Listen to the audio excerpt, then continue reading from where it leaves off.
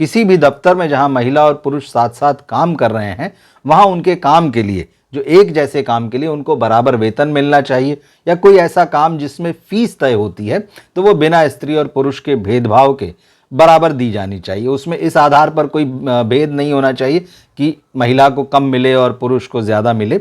सब इस बात से सहमत हैं, ज़माना बदल चुका है, आगे बढ़ चुकी सारी चीज़ें। लेकिन केरल की जो फिल्म इंडस्ट्री है, वहाँ के प्रोड्यूसर्स एसोसिएशन ने इस बात का कड़ा विरोध किया है और उन्होंने इस बात को लेकर बाकायदा राज्य के मुख्यमंत्री को चिट्ठी लिखी है और कहा है कि ये क्रिएटिव वर्क है, इसलिए जो है प्रैक्टिकली जो है ये चीज़ पॉसिबल नहीं है कि महिलाओं को और पुरुषों को जो है एक ही काम के लिए जो है वो बराबर फीस दी। उन्होंने इसके पीछे जो है एक तर्क दिया। उन्होंने कहा कि सिनेमा जो है उसकी मार्केटिंग से तय होता है और मार्केट इस बात से तय होता है कि कौन व्यक्ति जो है थिएटर में कितनी भीड़ लेकर आता है, कितने दर्शकों को जो है वो इकट्ठा करके लेके आता है। तो इस तरह की खबरें जो हैं वो चल रही है। मैं आपको बताता हूँ, इसमें एक खबर मैं पढ़ रहा हूँ। An organization of Malayalam cinema producers has pointed out that the concept of equal pay for men and women doing creative work, including acting in cinema, is impractical. The Kerala Film Producers Association has given a letter to the Chief Minister citing the same. तो उन्होंने चिट्ठी लिखी और कहा है कि चाहे वो एक्टिंग हो या कोई भी फील्ड हो, प्रैक्टिकली पॉसिबल नहीं है कि स्त्रियों और पुरुषों को जो है वो बिल्कुल बराबर जो है वेतन दिया जाए। इसमें उन्होंने लिखा है कि remuneration is determined bye market value and creativity. जो वेतन होता है, जो फीस होती है, वो मार्केट वैल्यू और क्रिएटिविटी से तय होती है। There are women directors, screen writers and actors who are paid more than men. तो उन्होंने कहा कि ऐसा नहीं है कि ये बिल्कुल हमेशा ऐसा होता है कि सिर्फ महिलाओं को कम पैसा मिलता है, पुरुषों को ज़्यादा मिलता है। उन्होंने कहा कई बार ऐसा भी होता है, विमेन डायरेक्टर होती हैं, स्क्रीन राइटर होती हैं, एक्टर होती हैं, उनको उसी फिल्म में, किसी फिल्म में काम करने वाले पुरुष एक्टरों, राइटरों से या डायरेक्टरों से, उनके असिस्टेंट से ज़्यादा पैसा मिल रहा होता है। तो उन्होंने कहा कि if there is a mandate that a film can be made only if there is a certain percentage of women, it will not be possible for even women directors or producers to make a film। उन्होंने चिट्ठी में ये भी लिखा है कि अगर कई लोग ये मानते हैं कि नहीं, अगर एक फिल्म को बनाते हुए एक निश्चित संख्या में, एक निश्चित परसेंटेज में महिलाओं को रखना ही पड़ेगा आपको, तो यहाँ तक अगर महिला डायरेक्टर या महिला प्रोड्यूसर है किसी फिल्म की, तो उसके लिए भी प्रैक्टिकली ये पॉसिबल नहीं हो पाएगा। उनके कहने का मतलब ये है कि ये क्रिएटिव फील्ड है और क्रिएटिव फील्ड में जो है इस बात से तय नहीं हो सकता है कोई भी कि कोई पुरुष है या महिला है। क्रिएटिविटी इन दोनों चीज़ों से ऊपर है। और साथ ही उन्होंने मार्केटिंग भी जोड़ा है कि मार्केटिंग भी वो एक बहुत इंपॉर्टेंट फैक्टर है जिससे तय होता है कि किसकी फीस क्या होगी। अब गौर करने वाली बात है कि इस वक्त जो है मलयालम फिल्म इंडस्ट्री जो है, हेमा कमेटी की रिपोर्ट आई है, उससे जूझ रही है। लेकिन आपको ये भी याद रखना होगा कि बॉलीवुड में भी बहुत सारी एक्ट्रेसेस जो हैं इस बारे में समय समय पर कहती रही हैं कि हमको जो है एक्टर्स के मुकाबले, लीड एक्टर्स के मुकाबले जो है बहुत कम फीस मिलती है। और इसके पीछे भी जो है दरअसल हमेशा यही लॉजिक दिया जाता है। अभी एक दो दिन पहले ही जावेद अख्तर साहब, जो कि सीनियर राइटर हैं, सीनियर इस इंडस्ट्री के मेंबर हैं, उन्होंने कॉपीराइट के लिए एक बड़ी लड़ाई भी लड़ी, हक दिलवाने के लिए फिल्म इंडस्ट्री में लोगों को, राइटर्स को, म्यूजिशियंस को। तो उन्होंने तक एक अपने इस इंटरव्यू के एक जवाब में कहा कि ये प्रैक्टिकली पॉसिबल नहीं है। उनका भी यही कहना है कि आप भीड़ लेकर आइए, जितनी भीड़ आप लेकर आएंगे उतनी ज़्यादा आपकी फीस होगी। इस बात से कोई फ़र्क नहीं पड़ता है कि आप फिल्म में एक्टर हैं, एक्ट्रेस हैं, या अगर आप क्रेडिट की बात करूँ, क्या कि आपका नाम चलने लगेगा, लोग आपको पहचानने लगेंगे, तो पोस्टर पर आपका नाम लिख दिया जाएगा, क्योंकि आपके नाम से जो है वो भीड़ आ रही है, वो जो सिनेमा देखने वाले लोग हैं वो आ रहे हैं। आपको याद होगा कि कुछ साल पहले आमिर खान ने भी एक इसी तरह की बात कही थी। उन्होंने ये कहा था कि फिल्म इंडस्ट्री जो है वो मार्केटिंग से जुड़ा हुआ मामला है और सीधी सीधी बात जो है इससे तय होती है कि किस एक्टर को देखने के लिए, किस स्टार को देखने के लिए लोग सिनेमा हॉल में आना चाहते हैं। तो जिसको देखने के लिए लोग आएंगे वो निश्चित रूप से ज़्यादा फीस चार्ज करेगा या उसको जो है वो ज़्यादा पैसा मिलेगा। ये इस बात से तय नहीं हो सकता है कि स्त्री है, पुरुष है, तो इसलिए जो है इनकी फ़ीस जो है, दोनों ने अगर लीड रोल किया है, दोनों का रोल बराबर है, तो उनको बराबर पैसा मिलना चाहिए। इस तरह का जो स्केल है फिल्म इंडस्ट्री में काम नहीं कर सकता है।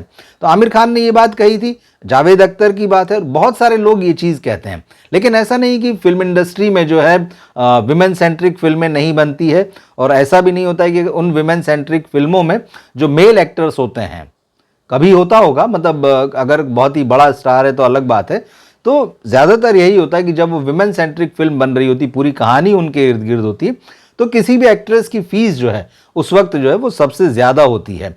और एक समस्या और है यहाँ पर, आप इसको चाहे आप सिनेमा से जोड़ लें चाहे सोसाइटी से जोड़ लें, अक्सर जो है विमेन सेंट्रिक फिल्में एक तो वो कम बनती हैं, कई बार ये देखने में आता है कि वो जब थिएटर्स में आती हैं तो जो लोग ऐसी फिल्मों की वकालत करते हैं, जो ये वकालत करते हैं कि विमेन सेंट्रिक फिल्में बनना चाहिए, महिलाओं की कहानियाँ जो है वो पर्दे पर आना चाहिए, वो नहीं देखने जाते हैं उन फिल्मों को। दूसरी चीज़ एक और होती है, जब विमेन सेंट्रिक फिल्में बनती हैं तो एंटरटेनमेंट से ज़्यादा जो है वो किसी इशू पर फोकस करती हैं। तो जब वो इशू पर फोकस करती हैं तो इशू बेस्ड सिनेमा जो होता है उसके दर्शक वैसे ही कम होते हैं।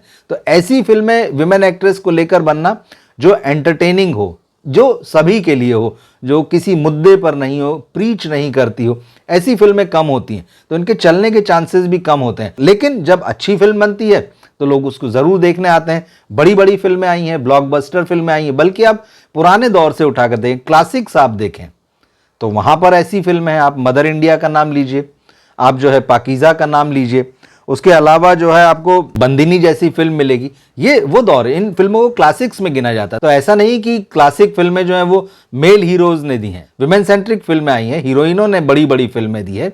और बहुत सारी फिल्में हैं इस तरह की, श्रीदेवी की चालबाज आप ले लीजिए, श्रीदेवी की चांदनी ले लीजिए, इंग्लिश विंग्लिश ले लीजिए, बड़ी फिल्में हैं, उनके नाम पे ये फिल्में चली हैं, लोग उनको देखने के लिए गए हैं।